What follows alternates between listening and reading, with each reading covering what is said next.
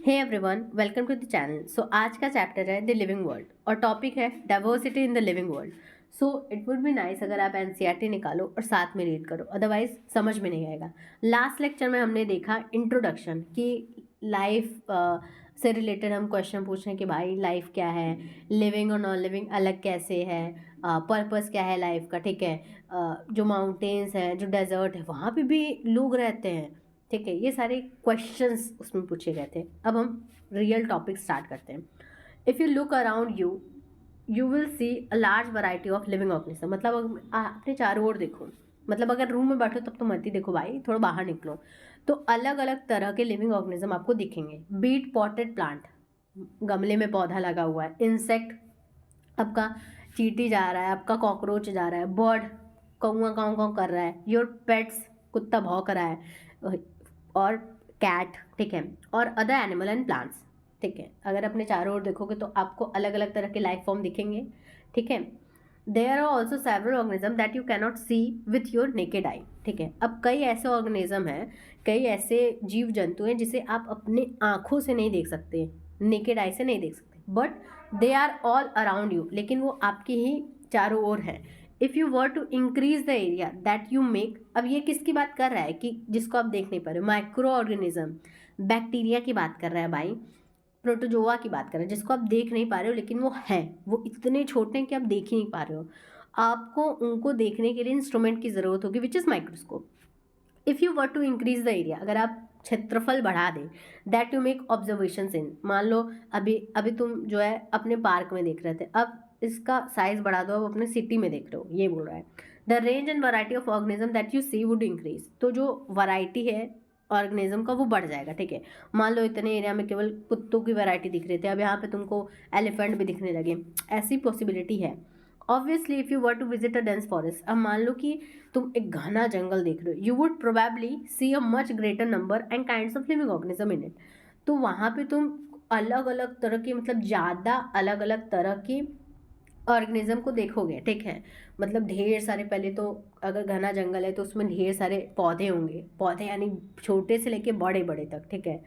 Animals होंगे, आपका आपका आपका हिरन दिख जाएगा, लायन दिख जाएगा, टाइगर दिख जाएगा, एलिफेंट दिख जाएगा, ठीक है। जो आपके एरिया में हो सकता है ना हो, ठीक है। Each different kind of plant, animal और ऑर्गेनिज्म दैट यू सी, मतलब हर एक अलग तरह का पौधा, जानवर या ऑर्गेनिज्म जो आप देख रहे हो, वो रिप्रेजेंट करता है एक स्पीशी। जैसे ह्यूमन, ह्यूमन जो है, ठीक है, वो एक स्पीशी है।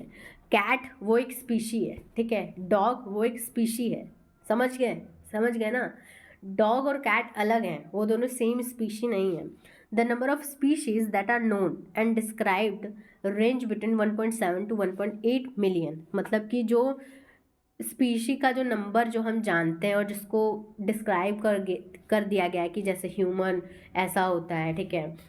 ये वाला जो पर्टिकुलर प्लांट है वो ऐसा होता है, डॉग ऐसा होता है, तो जिसको डिस्क्राइब कर दिया गया है वो लगभग 1.7 से 1.8 मिलियन के अराउंड है। 1.7 से 1.8, 1 मिलियन में क्या होता है ये भी सुन लो। 1 मिलियन में होता है 10 लाख, तो अब उस हिसाब से आप अपना देख लीजिए, ठीक है। दिस रेफर्स टू बायोडाइवर्सिटी, मतलब ये जो अलग अलग तरह की लाइफ फॉर्म देखने को मिल रहा है, इसी को बायोडाइवर्सिटी कह रहे हैं। और the number and type of organism present on अर्थ, यानी कि अलग अलग तरह के अलग प्रकार के जो ऑर्गेनिज्म है, अलग अलग संख्या में जो ऑर्गेनिज्म धरती पे प्रेजेंट है, इसी को बायोडाइवर्सिटी कहते हैं। बायोडाइवर्सिटी, बायो मतलब होता है लाइफ, डाइवर्सिटी मतलब होता है वैरायटी, तो variety of life form that is present on earth, that is biodiversity. We should remember here that as we explore new areas, यहाँ पे हमें ये बात ध्यान रखना ज़रूरी है कि जब हम नए इलाकों को एक्सप्लोर करते हैं, एंड इवन ओल्ड वन, और पुरानों को भी, new organism are continuously being identified. तो हो सकता है कि पिछली बार तुम गए हो तो कोई ऑर्गेनिज्म ना हो, अब इस बार जा रहे हो तो कोई नया ऑर्गेनिज्म तुमको दिख जाए, ठीक है। ये चीज़ बोल रहा है। As stated earlier, there are million of plant and animal in the world, जैसा कि पहले भी बताया गया है कि 17 लाख से लेकर 18 लाख स्पीशी को आइडेंटिफाई किया गया है, ठीक है। तो अरबों में पौधे और एनिमल हैं हमारे इस धरती पे, इस विश्व में। We know the plant and animal in our own area by their local name. अब हमारे जगह है, ठीक है, for example we are talking about dog, तो हम उसको बोलेंगे कुत्ता है, कुकुर है, ठीक है, ऐसे बोलते हैं कि नहीं। These local name would vary from place to place, लेकिन यही जो नाम है, ठीक है, मान लो मेरे यहाँ कुत्ता बोलते हैं, तुम्हारे यहाँ कुकुर बोलते हैं, कहीं पे स्वान बोलते हैं, स्वान स्वान संस्कृत में बोलते हैं, ठीक है। तो ये लोकल मतलब ये जगह है यहाँ पे कुत्ता बोल रहे हैं, ये जगह है यहाँ पे कुकुर बोल रहे हैं, ये जगह है यहाँ पे स्वान बोल रहे हैं, ये जगह है यहाँ पे डॉग बोल रहे हैं। मतलब हर लोकल प्लेस का एक लोकल नाम है, ठीक है, उस ऑर्गेनिज्म का, even within a country. Probably you would recognise the confusion that would be created if we did not find ways. तो and means to talk to each other, मान लो कि हम डॉग का बात कर रहे हैं, ठीक है, अब वो कुकुर कुकुर कुकुर कह रहा है, दूसरा बंदा स्वान स्वान स्वान कह रहा है, अब हमको समझ ही नहीं आ रहा है कि भाई किसकी बात हो रही है, ठीक है, कन्फ्यूजन हो सकता है अगर हम एक दूसरे से बात करना चाहें तो। To refer to organism we are talking about, जिस ऑर्गेनिज्म की बात कर रहे हैं उसके बारे में समझने जानने में हमें कन्फ्यूजन हो सकता है, क्योंकि सब अलग अलग नाम बता रहा है, ठीक है।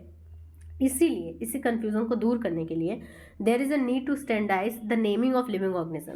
तो जो ऑर्गेनिज्म जिन्हें हम जानते हैं उसका नामकरण करना बहुत ज़रूरी है, such that a particular organism is known by the same name all over the world. इससे होगा क्या कि एक जो ऑर्गेनिज्म है वो एक ही नाम से जाना जाएगा पूरे विश्व भर में।